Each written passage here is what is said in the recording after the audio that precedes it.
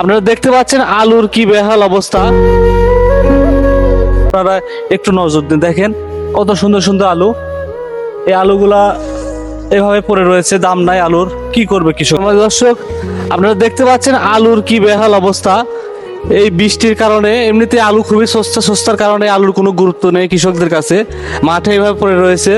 আপনার এই আলু বাসায় নিয়ে যাওয়ার জন্য যে আপনার শ্রমিকের প্রয়োজন, যে শ্রমিকের যে মজুরি, সেটা দেওয়া সম্ভব হচ্ছে না। এই কারণে এই আলুগুলো মাঠে থেকে নিয়ে যায় নাই কৃষকরা। এবং বৃষ্টি হওয়ার কারণে আজকে রাত্রে ভারী বর্ষণের কারণে দেখেন আলুগুলো কিভাবে পানিতে ডুবে আছে। এই হচ্ছে বর্তমানে আপনার আলু চাষিদের অবস্থা।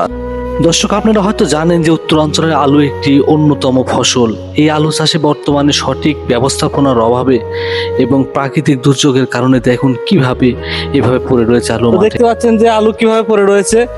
এই গতকালকে রাত্রিতে ভারী বর্ষণ হওয়ার কারণে এই আলুর বেহাল অবস্থা হয়ে পড়ে রয়েছে। উত্তরাঞ্চলে যে আলু চাষিরা রয়েছে তারা খুবই কষ্টের মধ্যে রয়েছে। তো সরকারের আমি আবারও দৃষ্টি আকর্ষণ করছি যে আলু চাষিদের আপনারা একটু নজর দিন, দেখেন কত সুন্দর সুন্দর আলু। এই আলুগুলা এভাবে পড়ে রয়েছে, দাম নাই আলুর, কি করবে কৃষকেরা। আলু চাষ করে যে চাষের খরচ এবং বর্তমানে আলু বাসায় নিয়ে যাওয়ার জন্য যে কৃষকদের আপনার শ্রমিকদের মজুরি, সেটাই আলু বিক্রি করে হচ্ছে না। তো আবার এই আলু কোল্ড স্টোরেজে রাখতে হবে এবং এই কোল্ড স্টোরেজের যে খরচ, সেগুলো ব্যয়ভার বহন করে পরবর্তীতে আলু বিক্রি করে কৃষকদের মাথায় হাত ছাড়া কোনো কিছুই নাই। তো কৃষকদের দিকে তাকানো উচিত। ধন্যবাদ সবাই।